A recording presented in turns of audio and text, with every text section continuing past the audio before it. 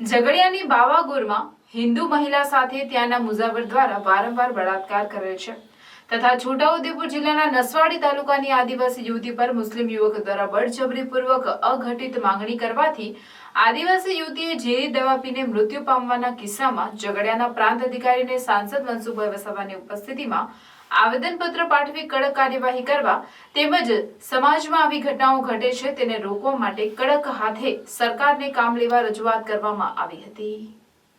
પ્રાંત અધિકારીને પાઠવવામાં આવેલ આવેદનપત્રમાં જણાવાયું છે કે વડોદરાની એક હિન્દુ મહિલાને માનસિક બીમારી મટાડવા માટે અનેક વખત સારવાર માટે બાવાગોરના મુજાવરે લગ્નની લાલચ આપી વારંવાર બળાત્કાર ગુજારી સતત આ યુવતીનું શારીરિક શોષણ કરવાના કિસ્સામાં મુજાવર સામે કાયદાકીય કામગીરી હાથ ધરવામાં આવે છે, પણ તેને કેટલાક બચાવવા પ્રયત્ન કરાયાનો આક્ષેપ કરવા સાથે નસવાડી ખાતે પણ થોડા અગાઉ એક આદિવાસી યુવતી પર ત્યાંના સ્થાનિક મુસ્લિમ યુવાને પટાવી ફૂસલાવીને તેનું જાતીય શોષણ કરવાના કારણે આ યુવતી આત્મહત્યા કરી લીધી હોવાનું જણાવી આવી ઘટનાઓને સખત શબ્દોમાં વખોડી આદિવાસી વિસ્તારમાં આવા ષડયંત્ર થતા હોય કોઈપણ ધર્મ નાત જાતના ભેદભાવ વિના આવા તત્વો સામે સખત હાથે કાર્યવાહી કરવાની માંગ કરવામાં આવી હતી।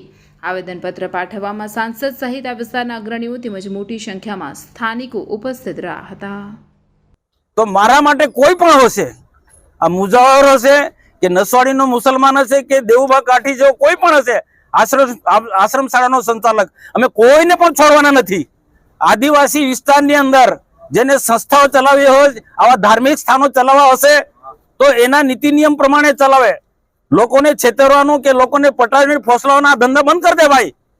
એમાં બાવાગોરની સંસ્થા હશે કે પછી દેવ કાઠીની વાલિયાની સંસ્થા હશે કે કોઈ પણ હશે, આદિવાસી વિસ્તારની અંદર આવા કોઈ પણ ઠેકેદારો હશે એ આદિવાસીનું શોષણ કરશે, આદિવાસી દીકરીનું શોષણ કરશે તો કોઈ પણ સંજોગો અમે ચલાવી નહીં લઈએ। અને આવનારા દિવસોમાં આદિવાસીઓને પણ એલાન કરું છું કે આવા લોકો કોઈ પણ હોય એવા લોકોને આપણે ખુલ્લા પાડવા પડશે। સરકારની મદદ લઈ સરકારના કાયદા કાનૂનોનો કેટલાક લોકો બાવાગોર ઉલ્લંઘન કરી અને આ વિસ્તારની અંદર નિર્દોષ જે મજબૂરી વાળા લોકો છે એવા લોકોની મજબૂરીનો લાભ ઉઠાવી અને ખોટા કામો કરે છે।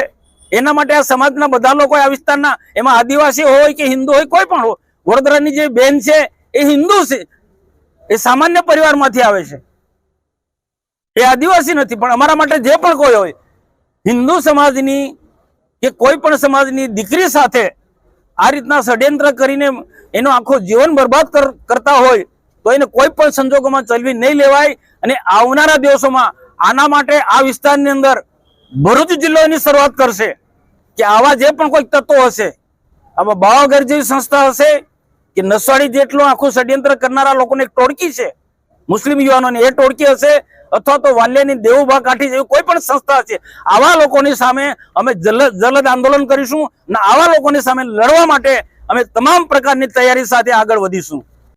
તો તમે પણ તમારા નાના બેબીઝની હર મેમરીઝ અને મોમેન્ટ્સ કેપ્ચર કરીને તમારા દિલની પાસે રાખવા માંગો છો?